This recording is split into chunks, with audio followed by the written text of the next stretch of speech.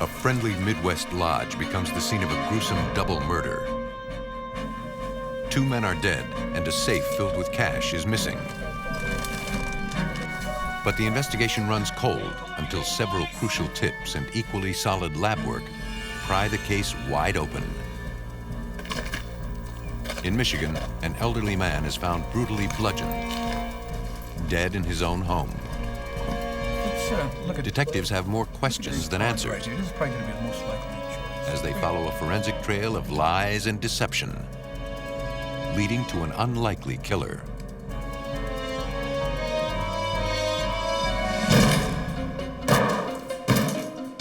Two completely separate crimes, two different killers with one common thread.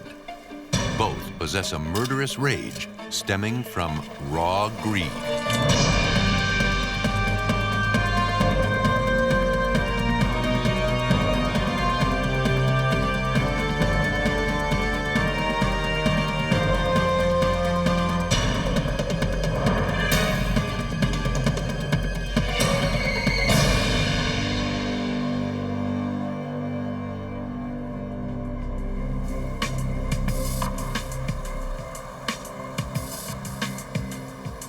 In this episode, some of the names have been changed.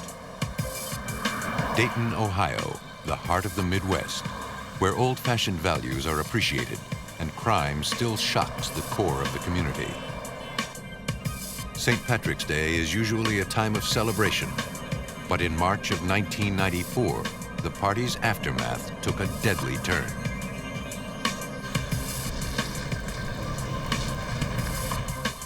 Mary Pickett's husband, Frank, was unusually late.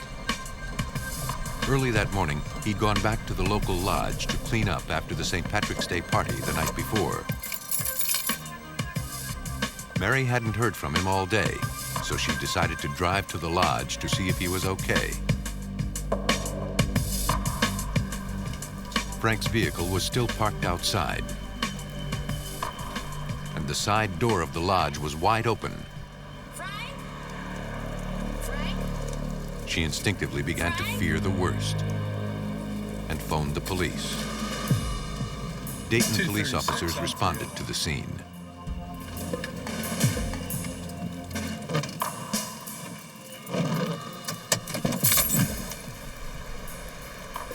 My husband didn't come home last night, so I called over here and there was no answer. Yeah, stay by the front door. Nervously, Mary waited while the officer entered the lodge.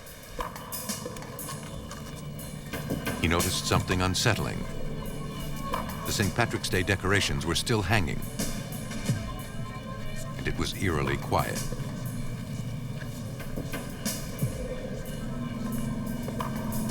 Then, on the floor of the kitchen, he discovered a lifeless body. I'm gonna need for you to stay by the front door. Don't let anybody in.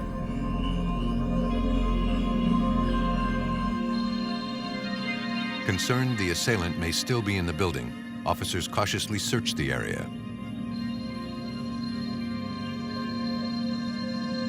The perpetrator was long gone, but before he fled, he left another calling card, a second victim. On the men's room floor, another man was dead. With not much to go on, police launched a full-scale murder investigation. Mary Pickett confirmed the identity of her husband and the other victim, maintenance worker Boyd Walker. She explained Frank and Boyd were on the cleanup committee and were getting the lodge ready for their weekly meeting. Dayton Police Detective Doyle Burke examined the bloody scene and began to piece together the events that led up to the murders. The first thing that caught my eye was the doors were very formidably locked. However, they didn't appear to have been tampered, so I felt there was definitely no forced entry. Detective Burke looked around for other clues and saw the cigarette machine had been pried open and nearly all the money was gone. He then found a bloody hammer on the floor of the back office. It looks like some blood and hair on that hammer there. Do anything we want to take? Crime scene technicians photographed the possible murder weapon. It was carefully collected and sent into the lab for analysis. Detective Burke's next move was to reconstruct the crime step by step. The victim was in the restroom area, and he appeared to have been laid out there and then beaten to death rather than just caught by surprise. The other victim in the food preparation area was very different. He appeared to have been caught off guard before he was beaten. I kind of thought that perhaps he was the one that may have opened the door for the suspect. Samples of the blood found in both rooms were preserved and sent to the lab along with the other evidence gathered at the scene. Detective Burke took note of the blood spatter on the walls and the floor, hoping the pattern would be a clue as to how these two men died. As coroners removed the victims' bodies from the lodge, Detective Burke had many questions about the killer. He believed the men not only knew their killer, they may have opened the door for him. Okay, I think I'll expedite it. The autopsies were performed at the Montgomery County Coroner's Office by Dr. Russell Updegrove. I palpate a few skull fractures here also. We're going to need a photograph of this. Preliminary findings indicated that Frank Pickett received 19 blows to the head. Boyd Walker had been struck 18 times. Both victims suffered cerebral contusions. With a hard tile floor surface, and looking at the blood, it looks like he may have just been caught by surprise from behind. Dr. Updegrove's findings also revealed the murder weapon left crescent-shaped marks on the back of their heads. Upon further examination of the individuals at the injuries sustained on the heads of these individuals was consistent with the types of injuries that could be inflicted with a hammer. Forensic scientist Denise Rankin processed the hammer at the Miami Valley Regional Crime Lab. I examined the hammer for blood and for hair. I attempted to remove the hairs from the hammer, and there were red stains, which I tested to determine if they were blood, and determined that they were blood, and they were a mixture of both victims' blood. The analysis performed on the hammer came up empty. The investigation stalled. A task force meeting was called to determine the next move. At this point, we've got nothing on it. You guys are the main crews downtown. Detective Burke was joined by Detective Tom Lawson. Together, they headed up the task force. We got nothing. You guys got. One officer learned a vagrant named Timothy Clifford had been trying to scam money from a local church on the day of the murder. Timothy Clifford. It was the first solid lead. In following up on Timothy Clifford, who was an initial suspect in these offenses, the first thing we obviously did was took steps to locate him. Detectives found Timothy Clifford at a local homeless shelter not far from the lodge. Clifford admitted he was begging at the church that day, but claimed he was in the shelter all morning. I went to church to get some money. He said the shelter had a book that kept track of the residents' whereabouts. It was a lockdown facility, and during the time frame that these homicides occurred, his whereabouts were verified at that shelter. The lead was a dead end. Detective Burke hoped the lodge manager could provide the investigation with a much-needed jump start. The manager told the detective the safe was missing. It contained all the proceeds from the party. He also said a two-wheeled dolly was missing from the back office. The manager explained to Detective Burke that Frank Pickett had an unusual habit of sealing the deposit bags with duct tape before depositing them at the bank.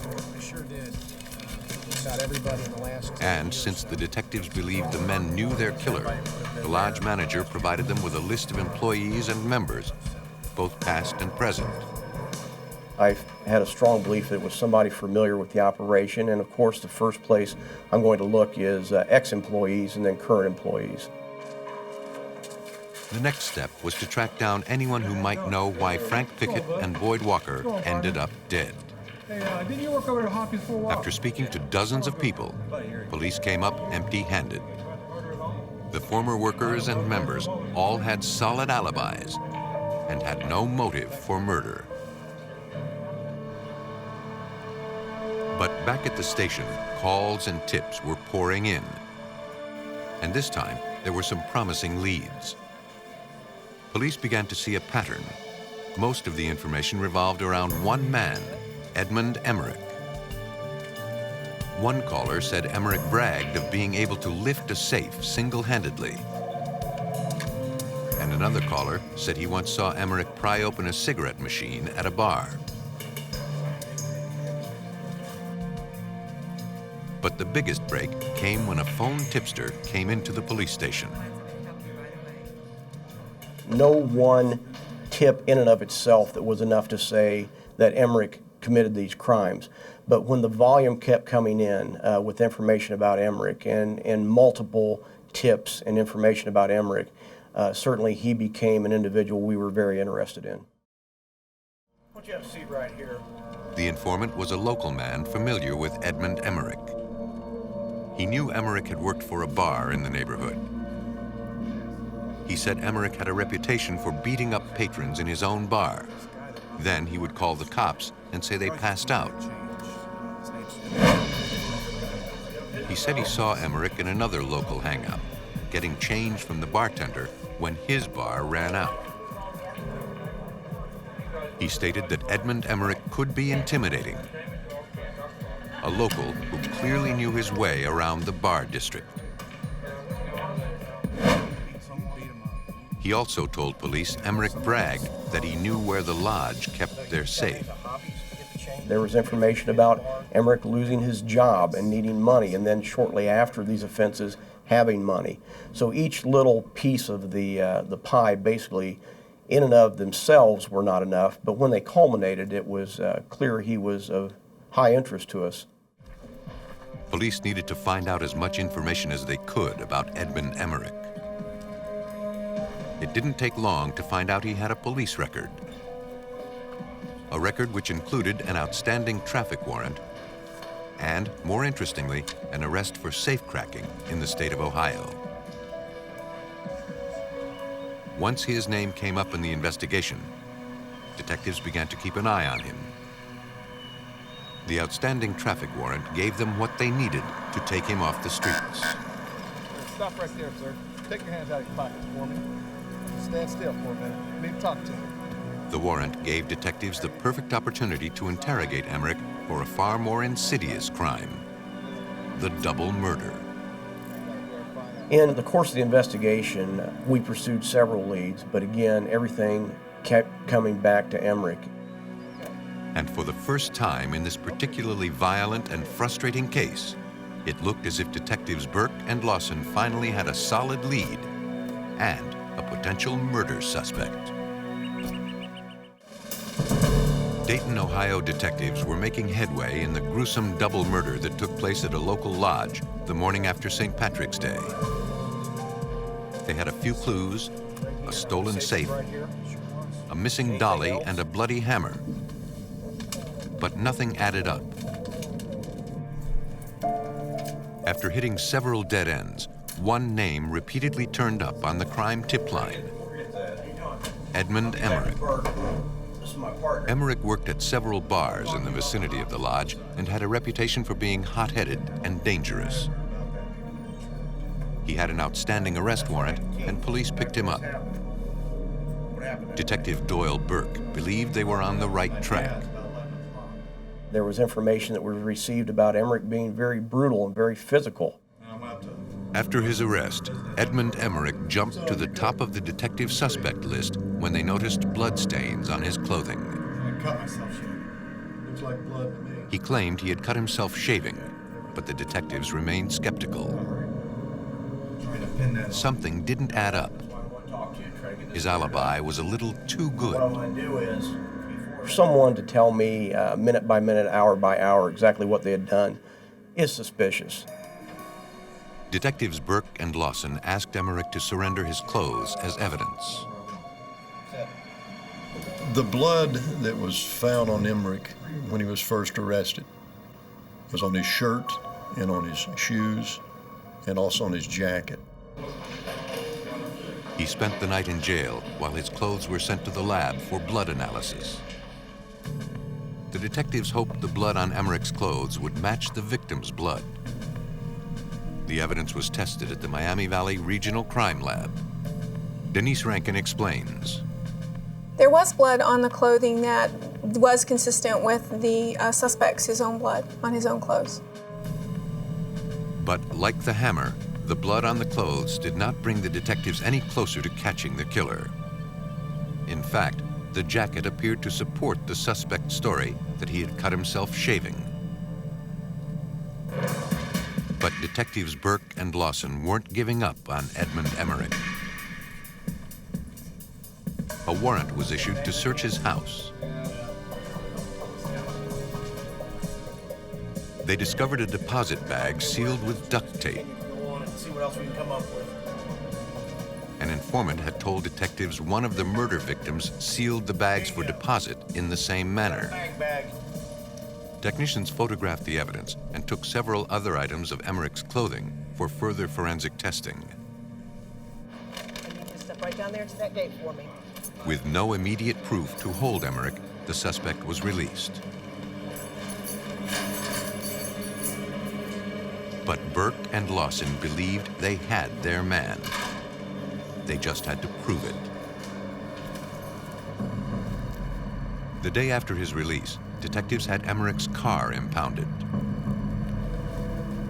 Evidence technicians went over the automobile with a fine-tooth comb.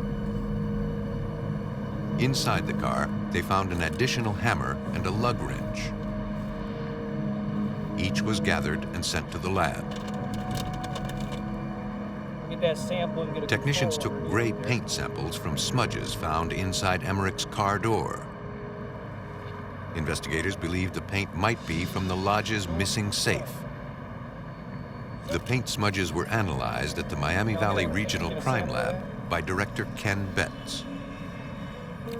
We're looking to make the determination whether the paint, gray paint that's on the safe, was also left on the vehicle in question by the suspects. Investigator Burke and Lawson's next move was to check on Emmerich's ever-so-careful alibi, starting with his family. Emmerich claimed to have spent the morning of March 19th visiting his father before heading to a local laundromat. The detectives were not surprised, nor convinced, when Emmerich's father confirmed his alibi. But a female employee at the laundromat was more helpful in punching holes in Emmerich's story. She said his behavior was suspicious on that day, that he parked unusually far away from the front door, especially since he had an incredible amount of clothes to be cleaned. The amount of clothes that Emmerich had picked up that day was unusual, and I believe that was part of the prepared alibi, that he wanted to make it so memorable that the laundromat would remember this individual had so many clothes. It was such a big order. But the most damning thing the laundromat worker remembered was that Emmerich left a two-wheel dolly in the parking lot of the laundromat, just like the one missing from the lodge. And his alibi ultimately was part of his downfall, in that it leads us to being able to verify that a two-wheel dolly is taken from the scene of the crime, and Emmerich's in possession of a two-wheel dolly just moments after the crimes have occurred. Then a phone call came into the Dayton Police Department. It was the break the detectives had been waiting for. A discarded safe found right in the area where Emmerich had based his whole alibi. A safe so heavy, even a strong man like Emmerich would need a dolly to transport it.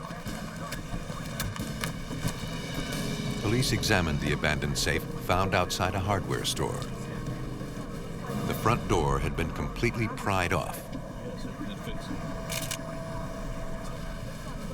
The local hardware store clerk said she had seen a white male matching Emmerich's description wheeling the safe down the street on a two-wheel dolly. It was as if the dam had burst open on the case. And the safe and the dolly were just the beginning. Test results came back from the forensics lab. There was blood on one of Emmerich's shirts, and it matched the blood of one of the murder victims. The blood on the shirt was from the scene, and we were able to tie him to that scene with that blood. Evidence was mounting, and detectives were closing in on Edmund Emmerich. But it would take one more piece of damning forensic evidence and an eyewitness to bring this killer to justice. Local bartender Edmund Emmerich was the strongest suspect detectives Burke and Lawson had in their investigation of a brutal double murder and robbery at a local lodge in downtown Dayton, Ohio. Emmerich had a reputation for violence and a criminal conviction for safecracking. A combination of circumstantial and definitive evidence was mounting a case against the suspect. But it was a paint smudge found inside Emmerich's car that provided a crucial piece of physical evidence. At the State Crime Lab, Director Ken Betts compared the paint smudge found in the car to paint scraped from an abandoned safe. We were able to determine that the paint found on the vehicle was consistent with the gray paint of the safe. And it became another investigative tool for Dayton police detectives to go forward with. After chasing down leads for weeks, detectives Burke and Lawson were finalizing their case against Edmund Emmerich. But there was one more piece of evidence. An eyewitness came forward. His name was Brian Towns, a local homeless man who actually saw Emmerich enter the lodge on the morning of the killings. In interviewing him, we were able to determine that he not only saw Emmerich down at the scene of the crime that day, he saw the door that he entered in. He also saw him exit, and also even spoke with Emmerich during the time frame that we were certain these homicides had occurred. Eddie went into Hoppy's. When Emmerich came out of the bar, Towns bummed $20 from him and watched him go on his way. Detective Burke showed Towns some photos, and the homeless man positively ID'd Emmerich. You saw at Hoppy's that day? Yeah. That's Eddie. Off hours with only two people there, you're not going to let a stranger in. And we come to find out that Emmerich did know both individuals. Emmerich, of course, through Brian Towns, was identified as being at the scene. Detectives now had a man placing Emmerich at the scene of the crime at the time of the murders. But they were taking no chances before arresting Emmerich again. Back at the crime lab, another piece of forensic evidence proved Edmund Emmerich was the killer. Toolmark examiner Tim Dewar cast impressions from the lug wrench found in Emmerich's car. Identifying a tool mark to a specific tool is like identifying a latent fingerprint at a crime scene to a known fingerprint of a suspect. The impressions from the lug wrench were then compared to molds of impressions found on both the cigarette machine and the safe from the lodge. They were a perfect match. The castings from the cigarette machine were microscopically compared to the castings of the test tool marks from the tire iron. Upon comparison, several matches were found between the two, and with that, the conclusion can be drawn that the tire tool made the tool marks on the cigarette machine, to the exclusion of all other tools. The tool impression match was the final piece of the evidence puzzle. Not only did police have an eyewitness placing Emmerich at the scene, they now had clear evidence. He had broken into the cigarette machine and safe. Police went in to make an arrest. Although Emmerich tried to run, the police completely surrounded the house.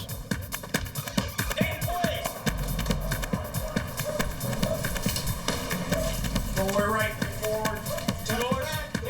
there was nowhere for Emmerich to hide. After weeks of tracking down the killer, detectives got their man. And they were now about to get the full story of what happened at the lodge that tragic morning. As suspected, Boyd Walker knew his killer and naively opened the door to his own murderer. He had no way of knowing that Emmerich had come into the bar intent on murder and robbery. When Walker turned his back, Emmerich grabbed a hammer and brutally killed him.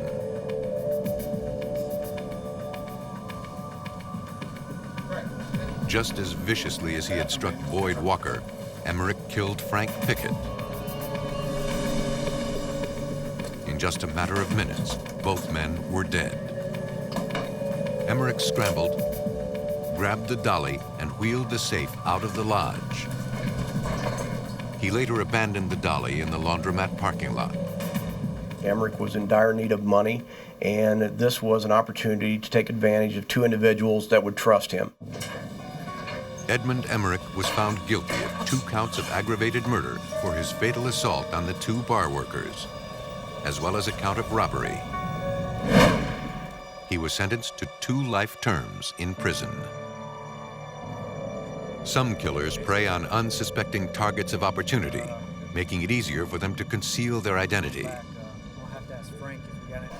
Others strike closer to home, leaving behind traces of raw greed. Emmett Township is a rapidly growing community of 12,000 people located on the eastern border of Battle Creek, Michigan. They pride themselves on being a close-knit, safe haven. Which is why what happened on the morning of April 26, 1996, was such a shock to the small town.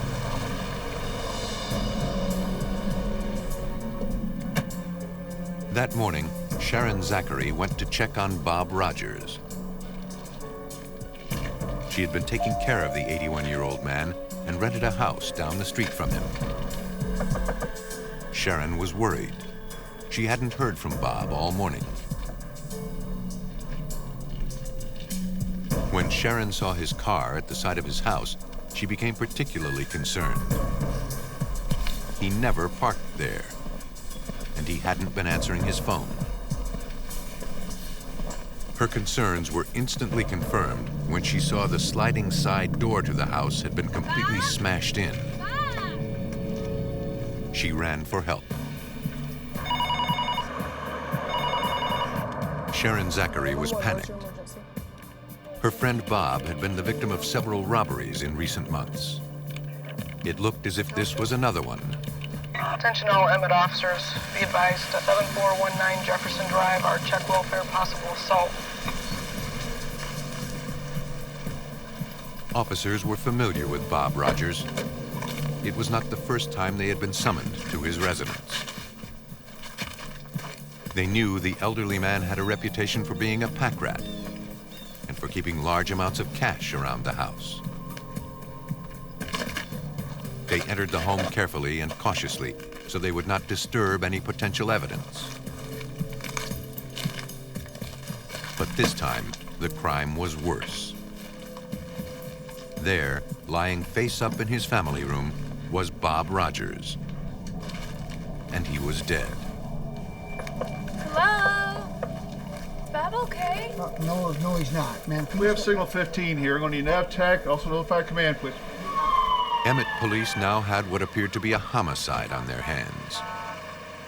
Lieutenant Thomas Headley arrived, prepared to begin the investigation. His first move was to speak with Sharon Zachary, the woman who had discovered the body. The house here, Mr. Rogers' house. Brother also arrived. After asking her to go to the station to make a statement, he examined the bloody crime scene. From the start, Lieutenant Headley knew this crime did not happen like the others. This crime scene is a little bit odd to me. It's not consistent with what we know of the behavior of Mr. Rogers. Also, the fact that the sliding glass door was broken in the rear of the house was not consistent with the other crime scenes. people did not have to go through that effort to gain insurance. Among the strewn clothing and blood spatter, the crime tech team took measurements, photos, and samples, all potential evidence. Forensic technicians paid particularly close attention to the victim's twisted belt buckle. Pick it up, we'll get one more. Glass shards were photographed and collected for possible hand or footprints. We got more money up here. Not surprising to Lieutenant Headley was the large amounts of cash found stashed in various places around the room. He was an elderly male, probably lived during the Depression, carried the money on him probably as a feeling of security. Headley knew one thing. He was certain money was the motive. Now he had to find out who was responsible. At the Emmett Police Station, Lieutenant Anthony Geigel questions Sharon Zachary. She told Lieutenant Geigel about her relationship with Bob Rogers. You know, because every once in a while he... She said she befriended the old man and rented one of his many properties. Zachary explained she was concerned about Mr. Rogers' safety, and she even insisted that he move in with her. She said she was tired of standing idly by while the old man repeatedly was the victim of violent robberies. Went to the door. Zachary told the lieutenant she saw no one the morning she found Bob Rogers' body. She went to his home when she hadn't heard from him. But to Geigel, there was something a little off about Sharon Zachary's story, and something odd about the whole murder. The crime scene didn't match what had normally occurred in the past. The scene just had an aura about it that just something didn't seem right. It almost appeared that somebody tried really hard to make this look like a robbery. Bob Rogers' autopsy was performed at the Sparrow Hospital morgue. Dr. Joyce DeYoung fingerprinted the victim post-mortem. She needed to determine which prints found on the scene belonged to the victim and which belonged to the possible killer or killers. DeYoung noted severe blunt trauma to Rogers' head and body. Mr. Rogers had between 25 and 30 blows to the head. Most of the injuries to the head were of the back and on the left side of the head, which certainly would suggest that the blows were being inflicted from somebody from behind. Judging from the position of Rogers' body and its decomposition, Dr. DeYoung concluded that Rogers' body was most likely moved after his fatal beating. She called Lieutenant Geigel to report her conclusions. There is a pool of blood near the body that appeared to be where the body was in a face-down position, and then the body is rolled, and the hands and the forearms are up in the air after rigor mortis had set. With fingerprints from the victim, forensic scientists began piecing together Bob Rogers' murder. Using a technique specifically designed for lifting fingerprints from porous surfaces, they analyzed the victim's belt. Numerous prints were lifted from the belt. Most of them belonged to Rogers, but one did not. In fact, if it was someone other than the victim's print on their pants, then obviously it was somebody that touched that area. It would not likely have remained on the surface of the belt while the victim was wearing it in a conventional manner. Scientists also found some compelling evidence on one of the shards from the broken sliding glass door. It was a muddy tennis shoe imprint. Simply by walking over glass, the design elements of the shoe are reproduced on that glass with incredible detail. Including the not only the design but wear characteristics, size, the individual characteristics, unique features about a shoe that enable us to positively identify the shoe. The evidence was compelling, but it seemed to be leading nowhere. Lieutenant Geigel had no suspects, and every day that passed was another day the killer was free. Emmett Township Police were investigating the death of Bob Rogers, an elderly man who had been the victim of repeated robberies. They had evidence, fingerprints, and a muddy shoe print. Lieutenant Headley readied the next plan of attack. He knew the strong evidence in the case would ultimately help him convict the right suspect. Emmett police organized a task force to brainstorm leads in the brutal murder. And they made a shocking discovery. Apparently, Mr. They learned Sharon Zachary had power of attorney over Bob Rogers' finances. Yes, I did. I contacted the county. Since she was the one who found his body and had unlimited access to his house, they needed to eliminate her as a suspect. Still valid. They obtained a search warrant and began to look into her affairs. We started talking to family members, and as a result, we started looking at her a little closer as a possible suspect. Their first stop was to return to the crime scene. Thousands of dollars were found in the house, cash stashed in every room. Investigators removed files and records from Rogers' home. In poring over his records, Lieutenants Geigel and Headley learned Sharon Zachary was using Rogers' credit cards. Same thing here as some charge. Detectives began to suspect their hunch about Sharon Zachary had been right. We also pulled bank account statements, discovered that she had been actually withdrawing some funds from some of his bank account. So that kind of led us into motive a little bit, that there might be more to this and that there might be some money that may be at issue. I handle all of his legal and financial matters. As a matter of fact, he was in here. For further insight into Rogers' finances, they decided to question his lawyer. Power of attorney to a Sharon Zachary. Rogers' lawyer explained Zachary was granted power of attorney 4 months before the murder. But just 2 weeks before being found dead, the elderly man had abruptly changed his mind. He discovered $10,000 missing from one of his accounts, and he was furious.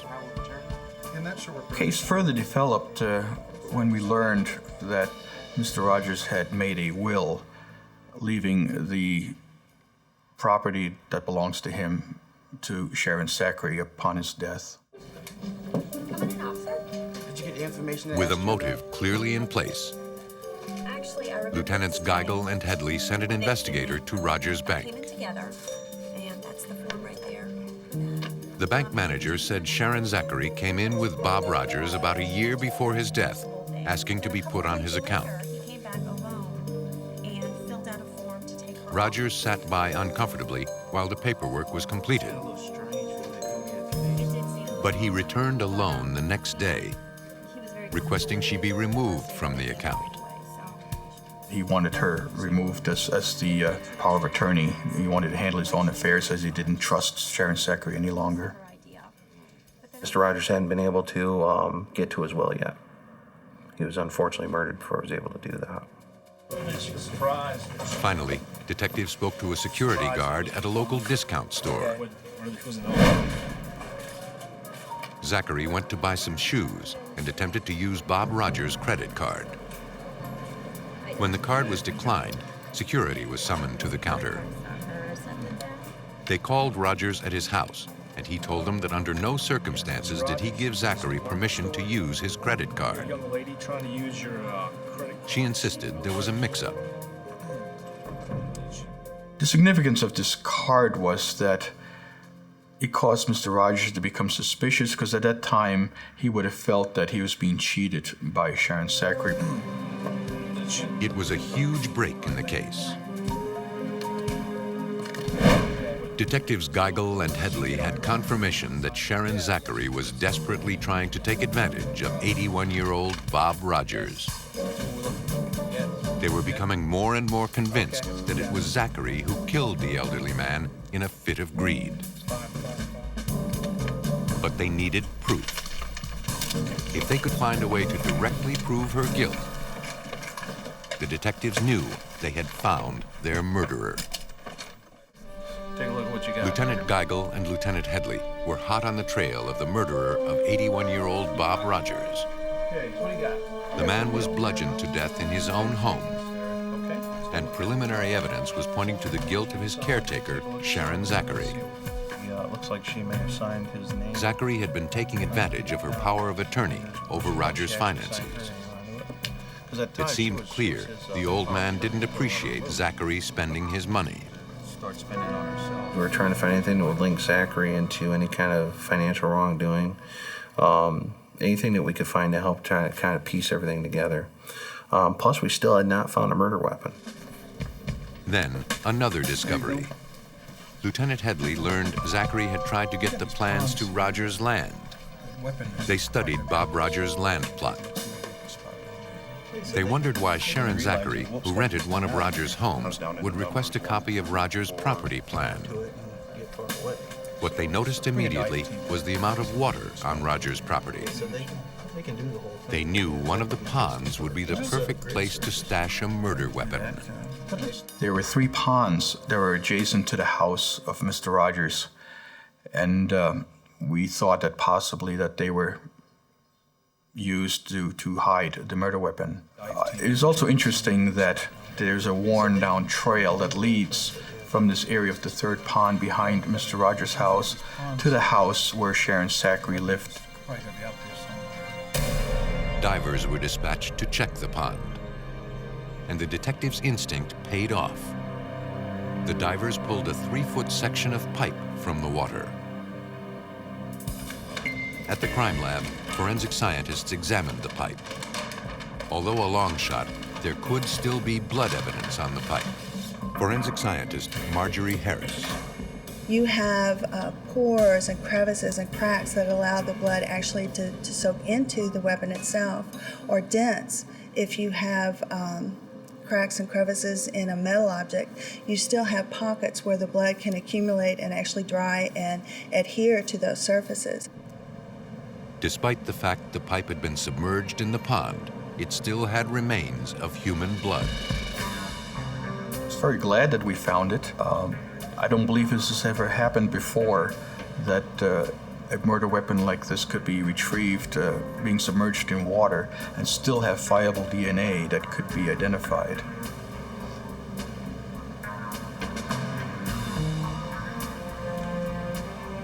Forensic investigators replicated the blood spatter of the crime scene. Using a pipe similar to the one found in the pond, they struck a melon to simulate a skull.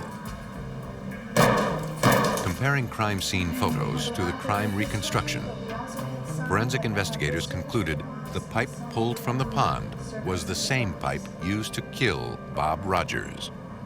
We like to do a crime scene reconstruction where we can tell a series or a sequence of events.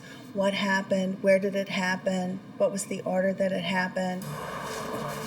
The detectives felt they finally had all the ammunition they needed to go after Sharon Zachary. With a search warrant in hand, they entered her house.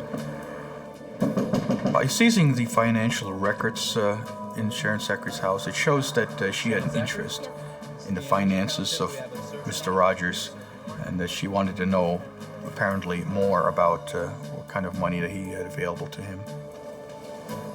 Sharon Zachary was cooperative in allowing police to remove Bob Rogers' records from her house. I have a pair of white shoes and stuff. Okay. The officers asked her for a pair of tennis shoes for comparison to a shoe print found at the crime scene.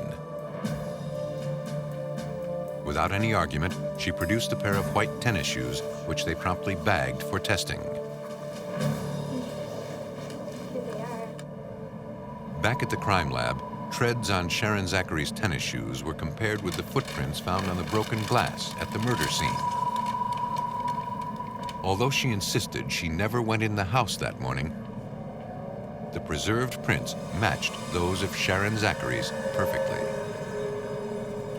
The individual characteristics are exactly the same. Therefore, the impression from your crime scene and the impression made by the known shoe from the suspect are one and the same. The shoe print was enough to arrest Sharon Zachary. It definitively placed her at the scene of the crime. The woman who claimed to be Bob Rogers' caregiver was now being arrested for his murder. We believe that the forensic evidence that we located clearly established that she was at the crime scene. We established that Sharon Zachary was untruthful, and we believe that Sharon Zachary murdered Mr. Rogers. Back at the crime lab, forensic scientists were comparing a fingerprint found on Bob Rogers' belt with Zachary's prints. It was a perfect match. We actually physically found Zachary's print on the back of Mr. Rogers' belt, which shows that she had contact with the body. That didn't match with what she initially had told our officers. Zachary said it was only natural they had evidence linking her to the crime scene. She said she spent so much time taking care of the old man that it was not surprising her print would be on his belt. But forensics told a different story about the print. It is very fragile in nature and in all likelihood would have been destroyed in simply placing the belt through the belt loops and attaching it to the pants. If it has been on a person's clothing for a period of time, it's not likely that either the victim's print or a suspect print would be present on the underside of that belt. It was too late for Sharon Zachary. The evidence against her was overwhelming, and everything was pointing to her guilt. The forensic evidence we gathered at the scene of this incident were key into solving this crime. Everything from the thumbprint to the shoe impressions that were pulled to the murder weapon that we eventually found submerged in one of the ponds. That pulled everything together, made all the pieces fit, and allowed us to solve this homicide. Sharon Zachary could no longer hide from what detectives were able to piece together. Angered by not being able to freely spend Rogers' money, Sharon Zachary let greed get the better of her. Keep looking, keep looking. On the morning of April 26th, she went over to his house. While he was stashing away some of his cash, she struck the elderly man repeatedly with a pipe.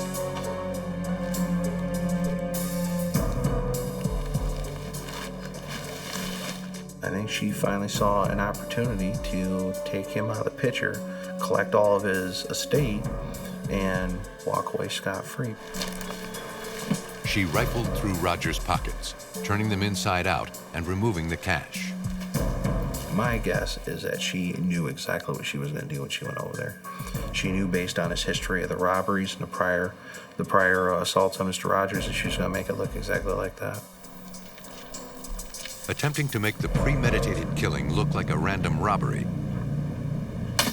she then went outside and smashed the sliding glass door. Mr. Robert Rogers. Officer, would you take... And after she did it, she tried to make the place look like your typical textbook breaking and entering. But she forgot a couple key facts. And I think that was her ultimate downfall. Lieutenants Headley and Geigel's strong detective work held up in court. Sharon Zachary was found guilty of first-degree murder and armed robbery. She was sentenced to life in prison without parole. Some are victims of circumstance, killed for being at the wrong place at the absolute wrong time. Others are exactly where they belong, but remain unsafe from killers who seek them out with a motive of raw greed.